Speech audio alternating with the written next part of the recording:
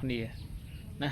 អញ្ចឹងនេះខ្ញុំធ្វើការ review តិចណាសម្រាប់ចំណីការស្មៅពិសេសអញ្ចឹងចំណីការស្មៅពិសេសនេះសម្រាប់បងប្អូនដែលម៉ូចាស់ឬក៏ម៉ូថ្មីដែលក៏បានយកទៅហ្នឹងគឺគាត់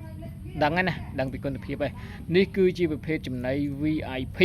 ណាបងប្អូនណាជាប្រភេទចំណីលាយ VIP ណាសម្រាប់ការស្មៅពិសេសណាបងប្អូនណាមើលទៅដូចការស្មៅធម្មតាអញ្ចឹងតែជាប្រភេទការស្មៅពិសេសអញ្ចឹងសម្រាប់បងប្អូនដែលចង់បានអាចកម្មងបានណាអាចកម្មងបានហើយសិទ្ធិភាពរបស់វាគឺអាឡូកចូលចិត្តស៊ីច្រើនជាងចំណីការស្មៅធម្មតាណាស៊ីច្រើនហើយរយៈពេល 2-3 ថ្ងៃគឺចាប់ដើមឡើងល្ងាវបខ្លាំងណាល្ងាវខ្លាំងណាសម្រាប់អាឡូកបកាត់មេណាបាត្រៀមបកាត់មេឬក៏មេត្រៀមបកាត់អីហ្នឹងដាក់បានណាដកដាក់មកដកក៏ដាក់ឲ្យស៊ីបាន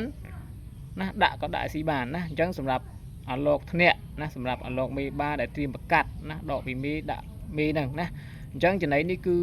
អត្ថប្រយោជន៍របស់វាគឺច្រើនណាសម្រាប់បងប្អូនដែលចង់បានចង់កំងអាចកំងបានណាគឺច្រើនណាអញ្ចឹងមួយកញ្ចប់នេះស្មើនឹងកន្លះគីឡូណាមួយកញ្ចប់នេះស្មើនឹងកន្លះគីឡូណា1គីឡូស្មើនឹង 15,000 រៀលណាស្មើនឹង 15,000 រៀលអញ្ចឹងសម្រាប់បងប្អូនដែលចង់បានអាចកំងបានណាគ្រូអំបិលយើងបើមានលក់ណា1គីឡូគឺ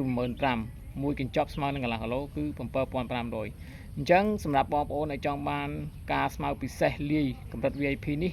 អាចដាក់កំងបានណាគ្រូអំបិលយើងបើគឺមានលក់ហ្នឹងហើយវីដេអូមានប៉ុណ្ណឹងអរគុណច្រើនជំរាបលាណាអរគុណកុំភ្លេចជួយគាំទ្រណាអរគុណច្រើន